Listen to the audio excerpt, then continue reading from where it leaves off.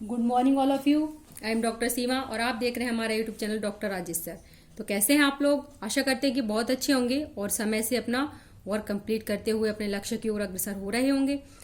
तो चलिए शुरू करते हैं आज क्लास में हम देखने वाले हैं यूजीसी नेट 2014 का प्रीवियस ईयर का पेपर। तो इससे आपको पता चलेगा कि जो क्वेश्चन है वो किस प्रकार से आते हैं और आप उनका सॉल्यूशन किस प्रकार से करेंगे। तो शुरू करते हैं। यह है आपका फर्स्ट क्वेश्चन।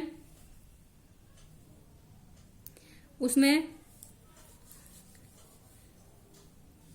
भूविज्ञान का सर्वाधिक मौलिक सिद्धांत एक रूपतावाद सर्वप्रथम किस किताब में प्रस्तुत किया गया? जैसे कि आप देख रहे हैं एक रूपतावाद की बात की गई है और जो एक रूपतावाद सिद्धांत है वो दिया था जेम्स हटन ने, जो कि इसमें नहीं दिया गया। इसमें पूछ रहा है कि किस बुक यानी किस किताब में। तो किताब देखेंगे तो थ्योरी ऑफ द अर्थ में ये दिया गया है और वर्तमान भूत की कुंजी है और एक रूपतावाद, ये दो हैं जो ये जेम्स हटन का ही है। कभी तो आ जाता है एक रूपतावाद और कभी आ जाता है कि वर्तमान भूत की कुंजी है। तो ये किस विद्वान ने दिया है? ठीक है, तो इसमें आंसर हो जाएगा हमारा डी नंबर। उसके बाद चलेंगे निम्नलिखित में से किसने दृश्य भूमि प्रक्रम संरचना और चरण का प्रकार्य है। यानी यहाँ पर थोड़ा सा चेंज कर दिया है, जो कि डेविस की ये जो लाइनें हैं वो डेविस की हैं कि दृश्य भूमि प्रक्रम संरचना और चरण का प्रकार्य है। तो हम देखेंगे यहाँ पर हमारा क्वेश्चन जो है वो ए नंबर सही हो जाएगा। इसके बाद आते हैं महाद्वीपीय प्रवाह सिद्धांत के समर्थन में साक्ष्य पूछ रहा है। साक्ष्य की बात करें तो पहला है जिग्सा फिट। तो बिल्कुल सही है कि जिग्सा फिट यानी कि वो जो अफ्रीका का भाग है और जो क्या कहते हैं उत्तरी अमेरिका दक्षिणी अमेरिका का जो भाग है, तो वो किस प्रकार से एक दूसरे से फिट है उससे पता चलता है कि ये इससे ही अलग हुआ है। उसके बाद में है कि ट्रांस करंट रेफरेंस, तो ये नहीं हो सकता। विभिन्न क्षेत्रों में जीवाश्म, जो जीवाश्म है वो पाए जाते हैं, तो उनसे भी पता चलता है कि यहाँ पर पहले जीवन था। तो इस प्रकार से ये दो सही होंगे इसमें, तो पहला और तीसरा, और आंसर हो जाएगा हमारा ये। नेक्स्ट, समुद्र आधा स्थल के प्रसार का सिद्धांत प्रस्तुत किया गया। तो इसकी बात करेंगे हम, तो हमें पता चलेगा कि ये जो हेस है या फिर कहीं पर आ जाता है हैरी हेस, तब भी हमारा सही होगा। यहाँ पर हेस और डाइट दिया है और ये भी हमारा सही होगा। ठीक है, तो नेक्स्ट देखेंगे। इसमें करना है आपको सूची का मिलान करना है। तो मिलान करेंगे तो हमें पता चलेगा बहता जल किससे होगा? तो ये अधःकार्तित विसर्प से होगा। गतिशील हिम है वो नीलंबी घाटी से होगी। बहती हवा है वो चापाकार टिब्बा होगा। लहर का टकराना तो उससे शीश और खाड़ी, यानी कि जो अपर्दन के लक्षण है वो कारक से मिलान करने हैं। तो इस प्रकार से क्वेश्चन का आंसर हो जाएगा बी। चलते हैं नेक्स्ट क्वेश्चन की ओर। नेक्स्ट क्वेश्चन देख रहे हैं कि पृथ्वी के जल मंडल में जल का अंतर्वाह और जल का बहिर्वाह का निवल परिणाम है। तो देखें इसे, तो यह गतिक संतुलन का है। नेक्स्ट है निम्नलिखित में से कौन सी स्थिति चूना पत्थर दृश्य भूमि के काष्ठ स्थलाकृति में परिणत होने के लिए आवश्यक नहीं है? तो देखेंगे इसमें चूना पत्थर के निर्माण के लिए विलय प्रक्रमों हेतु 100% कैल्शियम कार्बोनेट का होना जरूरी है। यही हमारा क्वेश्चन का आंसर सही है। ऊपर से नीचे दिए गए जो ढलान भूमि के विभिन्न भागों को संसूचित करने के प्रयुक्त पारिभाषिक शब्दावली से सही क्रम पहचानना है। अगर हम क्रम की बात करेंगे तो इसमें हमारा थर्ड पॉइंट सही होगा। सबसे पहले बहता ढाल है, फिर उसके बाद खुला अंतर है, उसके बाद में आपका मलबा युक्त है, फिर कम होता ढाल है। नेक्स्ट है कि निम्नलिखित में से कौन सा पृथ्वी पर पृथ्वी पर का एक स्थान सर्वाधिक गर्म है? तो ये तो सभी को पता होगा, अलाजीजिया है जो, वो पृथ्वी का सबसे गर्म स्थान है। इसमें क्या करना है, सूची फर्स्ट को सेकंड से मिलान करना है। तो देखेंगे सूची फर्स्ट को सेकंड से मिलान करेंगे तो जो सब डोलड्रम, ये जो क्वेश्चन है काफी कहना चाहिए चर्चा में ही रहता है। डोलड्रम यानी कि जो विषुवतीय पट्टी है, यानी कि जो विषुवत रेखा है, इससे 0 से 5 डिग्री ऊपर और 5 डिग्री नीचे ये डोलड्रम की पट्टी पाई जाती है और ये विषुवतीय पट्टी है। तो अगर हम इसको ही इससे मिलान करेंगे तो बी का हो जाएगा 4, और यदि हम बी का 4 देखेंगे तब भी हमारा क्वेश्चन का आंसर सही हो जाएगा। नेक्स्ट चलते हैं क्वेश्चन नंबर 11। तो जो 11 क्वेश्चन है उसमें हम देखेंगे निम्नलिखित क्षेत्रों में पहले से लेकर बाद की तिथियों तक दक्षिण पश्चिम मानसून के आगमन के क्रम की बात कर रहा है। तो दक्षिण पश्चिम मानसून के क्रम में ये सही होगा क्योंकि इसमें अंडमान निकोबार दे रखा है जो कि पहले ही आ जाएगा, उसके बाद में केरल से तो शुरू होता ही है, तो फिर केरल आ जाएगा, केरल के बाद आपका मुंबई आ जाएगा, उसके बाद उड़ीसा, इस प्रकार से हो जाएगा। निम्न में से गलत कथन का पता लगाएं। अब इसमें से गलत कथन कौन सा है ये देखना है। तो विषुवतीय क्षेत्र अत्यधिक संवहनीय वर्षा, स्वाभाविक है कि जो विषुवतीय क्षेत्र है वो संवहनीय वर्षा प्राप्त करता है, और कुल अत्यधिक वर्षा दोनों गोलार्धों में पश्चिमी पवनों से जुड़ी है, ये भी बिल्कुल सही है क्योंकि पश्चिमी पवनों से ही अत्यधिक वर्षा होती है। नेक्स्ट है कि 2 किलोमीटर से अधिक ऊंचाई पर प्रबलता में बढ़ोतरी होती है, तो ये हमारा क्वेश्चन गलत हो जाएगा, यहाँ पर ये वाला जो आंसर है ये गलत है। उपोष्ण क्षेत्र में महासागर के पूर्व की ओर शुष्क क्षेत्र है, उपोष्ण क्षेत्र में, ये बिल्कुल सही है। नीचे दिए गए कथन को ए और आर यानी कि कारण और कथन का है। तो देखें, कश्मीर घाटी में ऋतु प्रवास प्रकार का जनसंख्या प्रवास है। शरद ऋतु के दौरान कश्मीर घाटी में वर्षा पश्चिमी विक्षोभों के कारण होती है, तो ये बिल्कुल सही है कि शरद ऋतु में जो कश्मीर घाटी में वर्षा है पश्चिमी विक्षोभ से होती है। लेकिन ये कह रहा है कश्मीर घाटी में ऋतु प्रवास प्रकार का जनसंख्या प्रवास है, तो इससे कोई भी कहना चाहिए कि कथन कारण व्याख्या नहीं कर रहा, जो हमारा कारण है वो कथन की। तो इस प्रकार से सही तो दोनों है, तो हमारा हो जाएगा कि व्याख्या नहीं कर रहा है, तो इसमें बी। निम्नलिखित में से जो चक्रवात आए थे, 2014 का पेपर है ये, तो 2014 में जो तूफान आए थे, जो चक्रवात आए थे, उनकी बात कर रहा है कि कौन से आए थे। तो एक तो आया था हुदहुद और एक आया था नीलोफर। तो इस प्रकार से हमारा क्वेश्चन का जो आंसर है वो बी नंबर सही हो जाएगा। निम्नलिखित में से सूची फर्स्ट और सेकंड को मिलान करेंगे तो ये घास के जो क्षेत्र हैं वो हैं, जैसे कि प्रेरी घास के मैदान हैं, तो वो कहाँ पाए जाते हैं, तो उत्तरी अमेरिका में पाए जाते हैं। इसके बाद देखेंगे दक्षिण अमेरिका में तो पंपाज पाए जाते हैं जो अर्जेंटीना में। उसके बाद अफ्रीका में तो अफ्रीका में बेल्ट पाए जाते हैं, और यूरोप है तो यूरोप में स्टेपी पाए जाते हैं। या तो ये मिलान करने के लिए दे देगा या फिर एक ही क्वेश्चन में एक ही स्टेप पूछ सकता है। तो हमारा सही हो जाता है यहाँ पर 3, 4 और 2, 1 यानी कि डी नंबर। ठीक है, नेक्स्ट चलते हैं। नेक्स्ट है कि निम्नलिखित किसे शीत धारा कहा जाता है। शीत धारा की बात करें तो जो धाराएं ध्रुवों से भूमध्य रेखा की ओर चलेंगी वो हो जाएंगी हमारी शीत धाराएं, और जो भूमध्य रेखा से ध्रुवों की ओर चलेंगी वो हो जाएंगी हमारी गर्म धाराएं। तो जो ये वाली धाराएं हैं गल्फ स्ट्रीम, ब्राजील और ये गुलहास, ये सारी धाराएं कौन सी है, गर्म है, लेकिन ये जो वेंगुएला है ये कौन सी है, ये ठंडी धारा है। नेक्स्ट है कि लवण जल शब्द संबंधित है, तो लवण जल है वो सारगेसो सागर से संबंधित है। नेक्स्ट है कि अभिकथन और कारण की बात कर रहा है। सहारा रेगिस्तान में शुष्क जलवायु है, स्वाभाविक है शीत, महासागरीय धारा के साथ उपोष्ण में महासागर का पूर्वी क्षेत्र है। यानी कि दोनों क्वेश्चन जो कथन और कारण दे रखा है दोनों ही सही हैं, और इसमें आर ए की सही व्याख्या कर रहा है, हमारा ए सही हो जाएगा। 1874 में चैलेंजर अभियान का नेतृत्व किस देश द्वारा किया गया, तो यह किया गया था यूके के द्वारा। उसके बाद में क्वेश्चन है आपका 20 कि ब्राजील में स्थित उष्णकटिबंधीय घास स्थल को लानोज और कैंपोज कहते हैं, तो ब्राजील में कैंपोज लानोज। उसके बाद है कि सवाना अफ्रीका का एक प्रकार का विषुवतीय वर्षा वन है, तो देखा जाए तो ये गलत पूछ रहा है कि सही कौन से हैं इनमें, जो 4 सेंटेंस दे रखे हैं।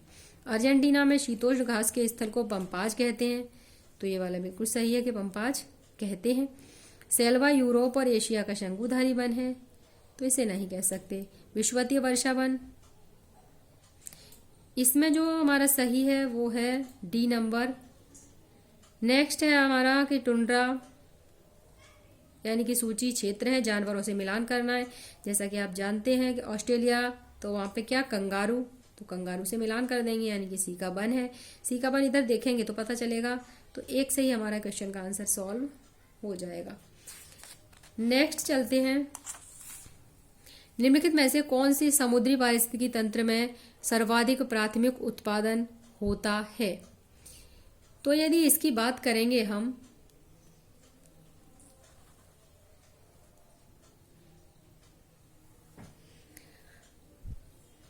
तो इसमें आपका खुला सागर है, ज्वार नदमुख है, या फिर ये दे रखा है इसमें शेल्फ वाला है, महाद्वीपीय शेल्फ है, या फिर शैवाल तल और भित्ति है।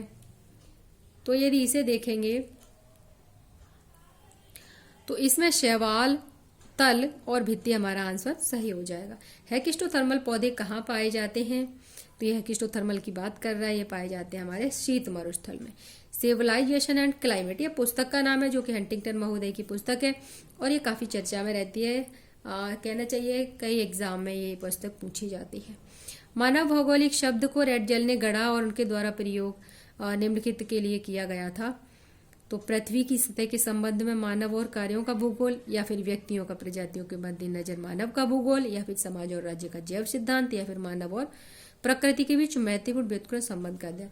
तो इसमें हमारा डी नंबर सही है, जो मैत्री संबंध है उसकी बात की गई थी इसमें।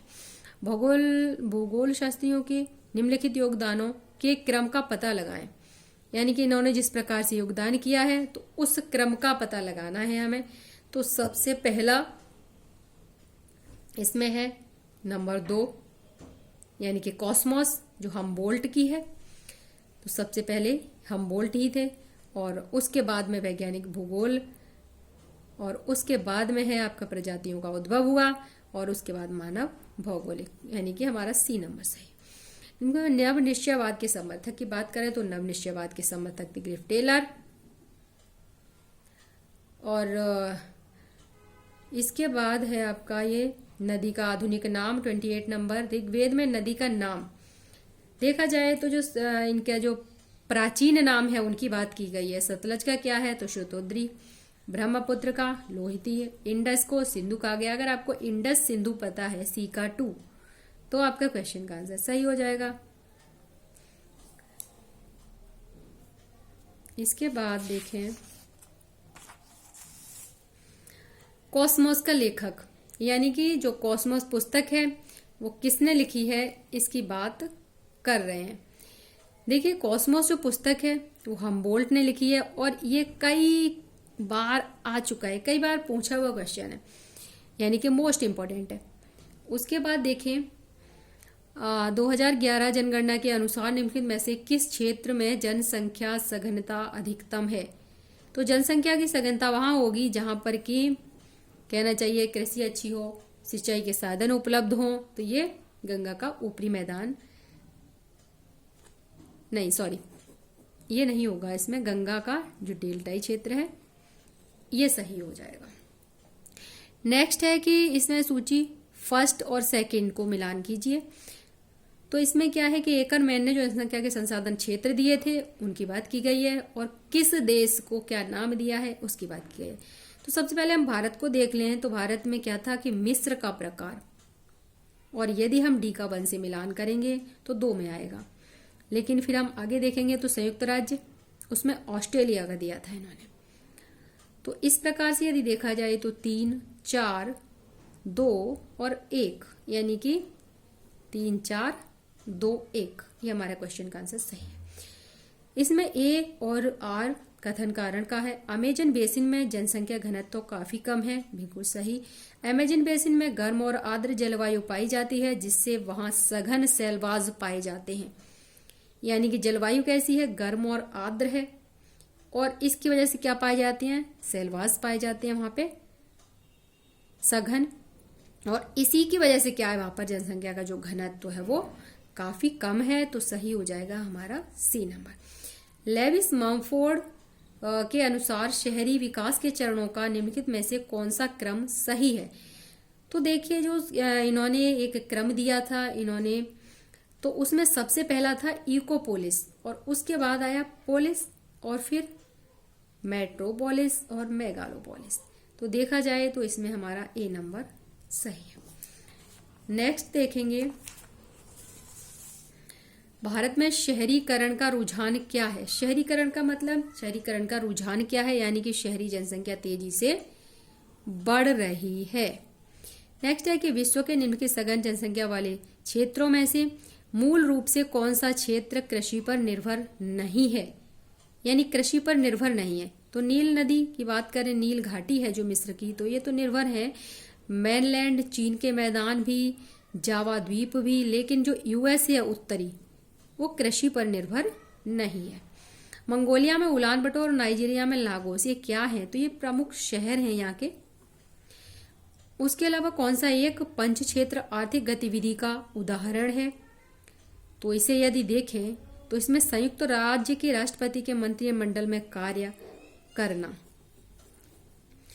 विश्व के कौन से देश पेट्रोलियम को शक्ति का स्रोत माना जाता है, ना कि अर्थव्यवस्था। तो ये यूएसए की ये बात है कि यूएसए ऐसा कहता है। निम्नलिखित में से भारत की किस प्रकार की कृषि को डी विटलसी द्वारा विश्व कृषि वर्गीकृत किया गया, कृषि प्रणाली में जो वर्गीकृत किया गया है उसकी बात कर रहा है। तो वो गहन निर्वाहक कृषि के बारे में इन्होंने दिया था। निम्नलिखित में से मैक्सिको के मानचित्र में किस स्थान पर मैक्वलाडोरा के पाए जाने की संभावना, यानी कि इसके पाए जाने की संभावना किस क्षेत्र में है। तो जो ए बिंदु दिख रहा है ये इसी क्षेत्र में ये पाए जाने की संभावना बताए।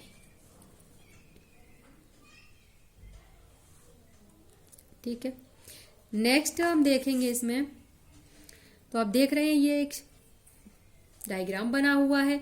एक क्षेत्र में स्थित 4 फर्मों के निम्नलिखित लागत एवं राजस्व रेखाओं पर विचार कीजिए।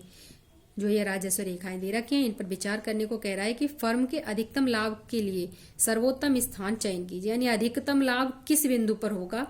तो देख ही रहे हैं कि अधिकतम लाभ किस बिंदु पर हो रहा है, तो डी बिंदु पर हो रहा है। निम्नलिखित में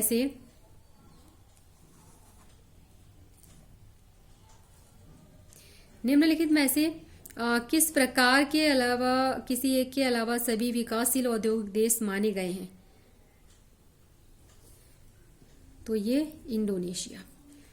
निम्न एक क्षेत्र के निम्नलिखित सड़क नेटवर्क आरेख पर विचार कीजिए। जो सड़क नेटवर्क आरेख है उस पर विचार करने की बात कह रहा है, और इसमें जो मैट्रिक्स है उसका चयन करने को कह रहा है। तो इसमें हमारा ये सही हो जाएगा। इसे आप एक बार पढ़ लें मैट्रिक्स को, तो आपकी समझ में आ जाएगा। नेक्स्ट है हमारा 44 नंबर है। वो कह रहा है कि कथन कारण है पर्वतीय एवं पहाड़ी क्षेत्र में वायु परिवहन यातायात का महत्वपूर्ण साधन है। पर्वतीय क्षेत्रों में सड़क और रेल का निर्माण बहुत कठिन है। बिल्कुल सही बात है कि जो पर्वतीय क्षेत्र है वहां पर सड़क और रेल का निर्माण बहुत कठिन है, और पर्वत और पहाड़ी क्षेत्र में वायु परिवहन यातायात का एक महत्वपूर्ण साधन है। जब ये वाला निर्माण कठिन है तभी तो ये वाला साधन है वहां उपलब्ध कराया गया है। तो इसमें हमारा ए नंबर सही हो जाएगा। निम्नलिखित में से मैकिंडर के भू राजनीतिक हार्टलैंड सिद्धांत को मुख्य रूप से कमजोर किया। तो किसने कमजोर किया उसकी बात कर रहे हैं। तो द्वितीय विश्व युद्ध के उपरांत वैश्विक स्तर पर संयुक्त राज्य अमेरिका के प्रभाव का बढ़ना। जब ये वैश्विक स्तर पर संयुक्त राज्य अमेरिका का प्रभाव बढ़ गया था तो फिर क्या हुआ था कि ये सिद्धांत तो कमजोर पड़ गया।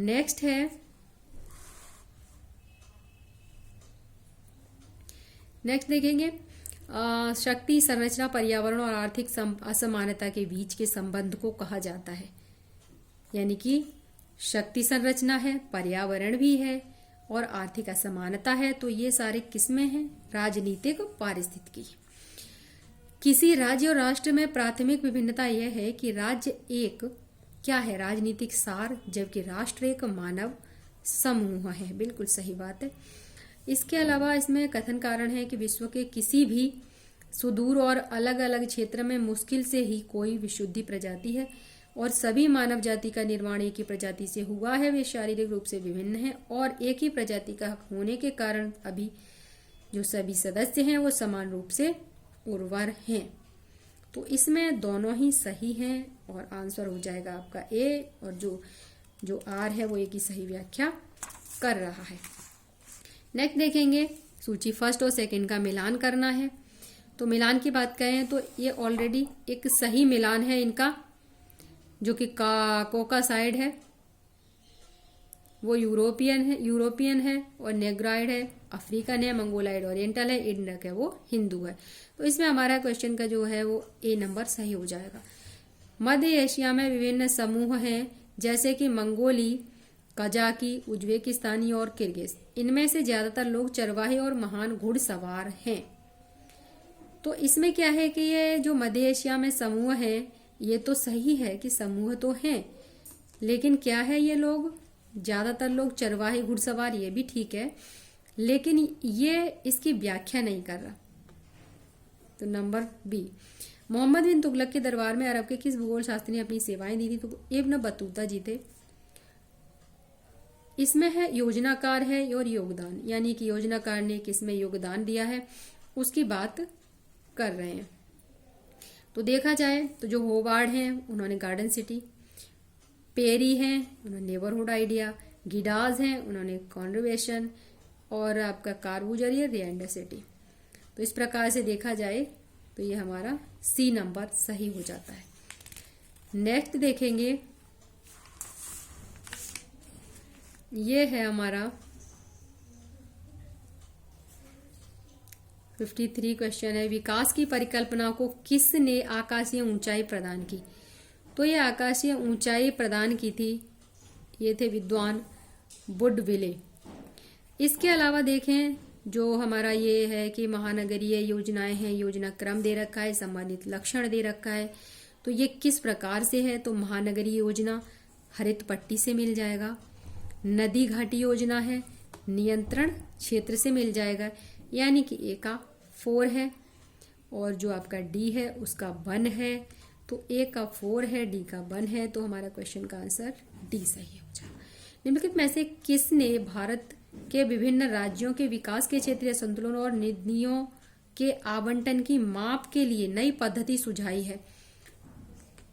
ये 2014 की जो बात है उसको ही इन्होंने यहाँ पर बताया है। सामुदायिक विकास कार्यक्रम प्रथमतः किसके लिए प्रारंभ किए गए थे? तो ये स्वयं सहायता द्वारा गांवों के समग्र विकास करने के लिए प्रारंभ किए गए थे। यदि देखें यहाँ तो ये इंडियन ज्योग्राफी से है कि पर्वत श्रृंखला सर्वोच्च चोटी, तो देखा जाए तो जो अरावली है उसका गुरु शिखर है, यानी कि डी का 2 हो जाएगा। और हम देखेंगे इसे तो ये हमारा क्वेश्चन का आंसर ऐसे ही सही हो जाएगा। नेक्स्ट है 58, और यदि हम 58 को देखें तो इसमें है हमारा बंगलुरु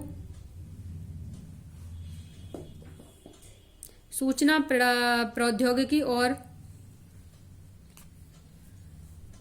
बेंगलुरु सूचना प्रौद्योगिकी और ITES के केंद्र के रूप में विकसित हुआ है और नगर विश्व स्तरीय अवसंरचना, विद्युत आपूर्ति और सुरक्षा प्रदान करता है।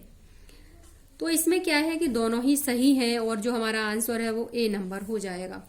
नेक्स्ट पर आते हैं, ये भी कथन कारण है और इसमें देखेंगे तो स्वर्ण चतुर्भुज एक्सप्रेस हाईवे एक विजनरी परियोजना है जो भारत को विश्व के विकसित देशों की श्रेणी में शामिल होने में सहायक है। स्वर्ण चतुर्भुज एक्सप्रेस हाईवे से यातायात और वस्तुओं के परिवहन की समय दूरियों में कमी आई है और इसने शहरी विकास और गैर प्राथमिक गतिविधियों का बढ़ावा दिया है। तो इसमें भी हमारा दोनों सही है और ये जो व्याख्या है वो बिल्कुल ही सही है। इसके बाद में आते हैं हम क्वेश्चन नंबर 60 पर। तो आप देख पा रहे होंगे क्वेश्चन नंबर 60 है और इसमें जो भाषाई मौलिक परिवार है और भाषा दे रखी है। तो इसे मिलान करेंगे तो ऑस्ट्रिक है वो संथाली से मिलेगा और जो मलयालम से मिलेगा आपका द्रविड़ और लेप्चा मिलेगा तिब्बती से। तो इस प्रकार से क्वेश्चन का आंसर सी नंबर सही हो जाएगा। यदि इसके अलावा देखेंगे हम तो हमें पता चलेगा कि 61 नंबर है ये हमारा। और 61 नंबर में आप देखें, कथन कारण है यहाँ पर भी सिंधु और गंगा पूर्ववर्ती नदियां हैं, तो स्वाभाविक है कि सिंधु और गंगा के साथ साथ ब्रह्मपुत्र, सतलज, तो ये क्या है हमारी पूर्ववर्ती, सिंधु है, सतलज है, ब्रह्मपुत्र है और गंगा, ये 4 हमारी पूर्ववर्ती नदियां हैं। ये नदियां हिमालय पर्वत प्रदेश के अत्यंत सकरी और गहरी घाटियों से होकर गुजरती हैं, तो इसमें हमारा ए नंबर सही होगा। इसके बाद देखेंगे तो ये कह रहा है कि फर्स्ट है ये नदियां, ये उद्गम क्षेत्र है। सबसे पहले देखें गंगोत्री, यानी गंगा, और कोई नहीं भी पता हो तो गंगोत्री से निकलती है, कैलाश श्रेणी से ब्रह्मपुत्र निकलती है, यानी कि 3-4 देख लेंगे यदि आप, तब भी आपका क्वेश्चन का आंसर सही हो जाएगा। नेक्स्ट है कि भारत में स्थानांतरित कृषि और समोच्च कृषि के बीच अंतर का कारण क्या है। तो जो अंतर का कारण है वो प्रौद्योगिकी विकास है।